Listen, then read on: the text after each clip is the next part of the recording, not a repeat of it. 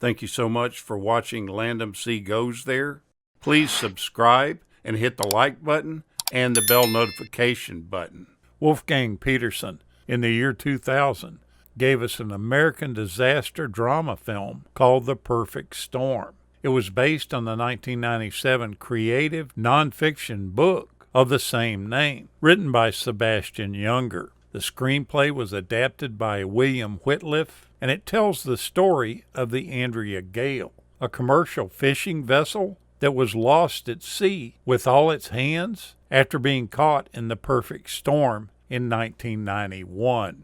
The movie stars Mark Wahlberg, George Clooney, Diane Lane, William Fichtner, Karen Allen, Bob Gunton, Mary Elizabeth Mastrantonio, and John C. Reilly. The film was released on June 30th, 2000 by Warner Brothers. Despite the mixed reviews that it got, the film was a box office hit, grossing $328 million worldwide. That year, it became the 8th highest grossing film. The storyline follows Billy Tyne as he serves as the captain of a sword fishing boat based in Gloucester, Massachusetts. He is a fiercely competitive man who has been affected by a series of disappointing fishing trips. As soon as his crew returns to port, he announces his intention to set out again, despite it being October and the potential for severe weather being high.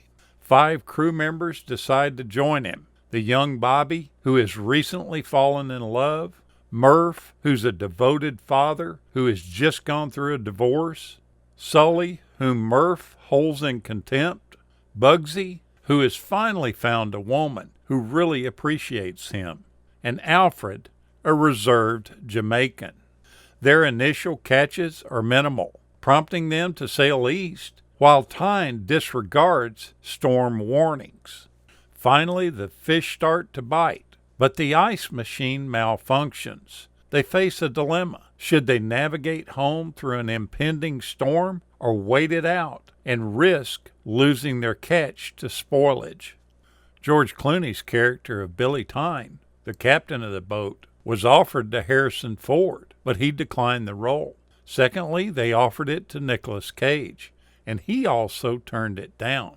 Mel Gibson was then offered the role, but he wanted too much money, so Clooney slipped in to fill his shoes.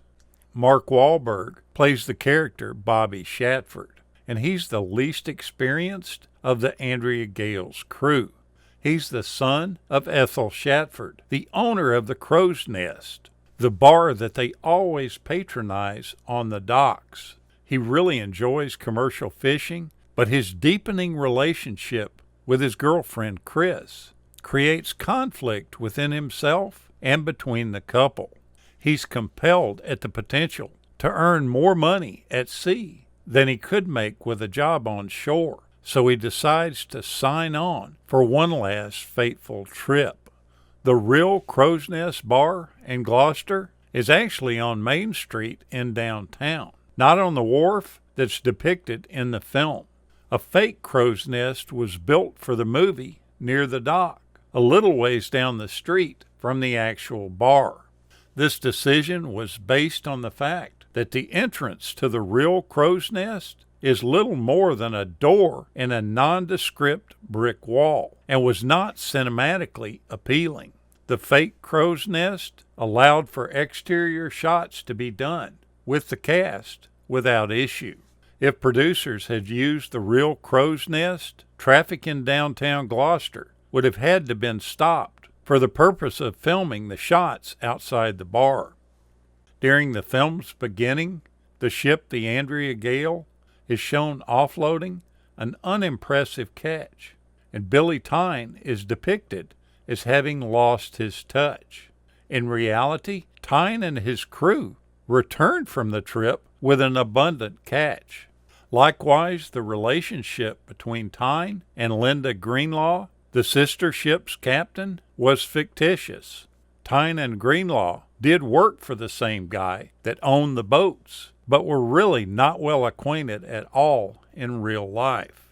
None of the fish they used in the movie were real. They were all either rubber, that would be the dead fish, or animatronic, that would be the live fish. Director Wolfgang Petersen was an animal rights supporter and refused to use any real fish in the project.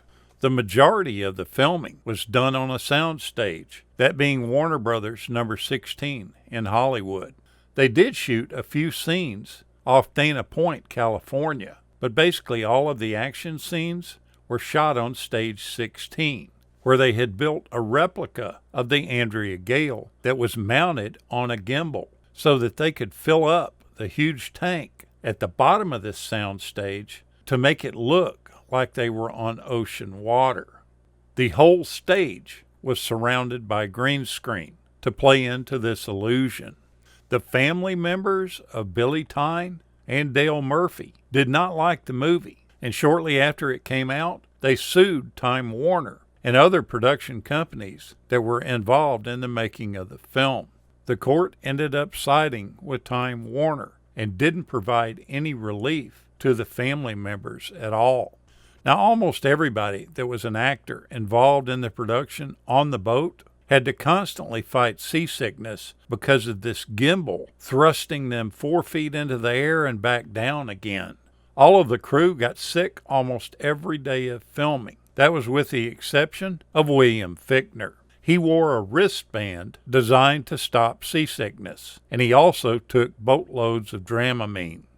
Now, Mary Elizabeth Mastrantonio plays the sister ship captain, Linda Greenlaw, but they had a tough time originally getting her to sign on to do the film. You see, after the traumatic shooting of the 1989 film The Abyss, she swore that she would never do another film that involved water. The director, Wolfgang Petersen, informed her that all of her scenes would be land-based, and she would never actually have to set foot in the open ocean. By telling her this, he was able to persuade her to come aboard the project.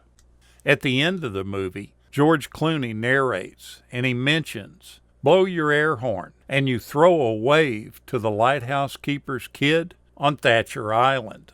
The lighthouse shown during this scene is not Thatcher Island, but is in fact the Eastern Point Lighthouse. Thatcher Island has twin lighthouses that look nothing like the ones that are depicted in the movie.